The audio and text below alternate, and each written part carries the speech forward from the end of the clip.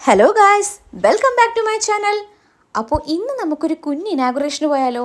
മറ്റൊന്നുമല്ല, എൻ്റെ കസിനും കസിൻ്റെ ഹസ്ബൻഡും വേറെ 2 ഫ്രണ്ട്സും കൂടെ ചേർന്ന് പാർട്ട്ണർഷിപ്പിൽ ഒരു ജിമ്മ് സ്റ്റാർട്ട് ചെയ്തിട്ടുണ്ടായിരുന്നു. ജിമ്മിൻ്റെ പേര് ഇഗ്നൈറ്റ് എന്നാണ്. ഇത് വരുന്നത് നീണ്ടകര അമ്പിളിമുക്ക് ഭാഗത്താണ് ഈ ഒരു ജിമ്മ് വരുന്നത്. അപ്പോൾ ആ ഭാഗത്തുള്ള ആൾക്കാർക്ക് ഈ വീഡിയോ യൂസ്ഫുൾ ആയിരിക്കും. ഓക്കെ, അപ്പോൾ വളരെ കുറച്ച് ആൾക്കാർ മാത്രമാണ് ഈ ഒരു ഇനാഗുറേഷനിൽ പങ്കെടുത്തത്.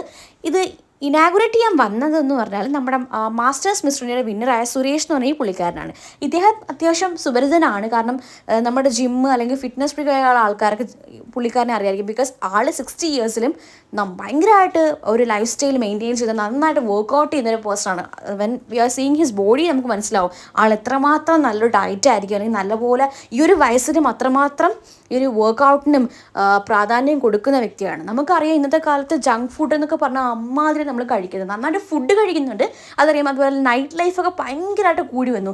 പണ്ടൊക്കെ കൊച്ചിയിൽ മാത്രമാണ് നൈറ്റ് ലൈഫ് ഉണ്ടായിരുന്നു. പക്ഷേ ഇന്നത്തെ കാലത്ത് സത്യം പറഞ്ഞാൽ മിക്കയിടത്തും നൈറ്റ് ലൈഫ് ഭയങ്കരമായിട്ട് ബൂം ചെയ്ത് വന്നിട്ടൊക്കെ സമയമാണ്. പക്ഷേ ഫുഡ് കഴിക്കുന്നുണ്ട്, നമ്മൾ വർക്കൗട്ട് ചെയ്യുന്നില്ല. സോ അതുകൊണ്ട് തന്നെ ലൈഫ് സ്റ്റൈൽ ഡിസീസ് ഭയങ്കരമായിട്ടുണ്ട്. അപ്പോൾ അതുകൊണ്ട് തന്നെ നമുക്ക് ജിമ്മെന്ന് പറഞ്ഞാൽ ഇമ്പോർട്ടൻ്റ് ഭാഗമായിട്ട് മാറിക്കഴിഞ്ഞു ഓൾറെഡി.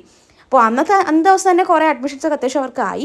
അപ്പോൾ ഈ ഒരു ഭാഗത്തുള്ള ആൾക്കാർ, നീണ്ടകര അമ്പിളിമുക്ക് ചവറ ഭാഗത്തുള്ള ആൾക്കാർ ഈ ഒരു വീഡിയോ കാണുകയാണെങ്കിൽ മാക്സിമം നിങ്ങൾ ജിമ്മിൽ പോകാൻ നോക്കുക കേട്ടോ. ഇഗ്നൈറ്റ് എന്നാണ് ജിമ്മിൻ്റെ പേര് വരുന്നത്. അതിനുശേഷം നമ്മൾ അവിടെ നിന്ന് ഇറങ്ങി. നല്ല വിശപ്പായിരുന്നു, അതുകൊണ്ട് തന്നെ ഫുഡ് കഴിക്കാമെന്ന് വിചാരിച്ചു. അപ്പോൾ ഞാൻ പോയത് സിൽവർ പ്ലേറ്റ് രാമൻകുളങ്ങര, ഇവിടെയാണ് ഞാൻ പോയത് കേട്ടോ. ഈ സ്ഥലം എൻ്റെ കോളേജിനടുത്തുള്ളൊരു റെസ്റ്റോറൻ്റാണിത്. ഇവർ അത്യാവശ്യം എൻ്റെ കസിനൊക്കെ പോകുന്ന സ്ഥലമാണ്. പിന്നെ അവിടുന്ന് ഫുഡൊക്കെ കഴിച്ചു.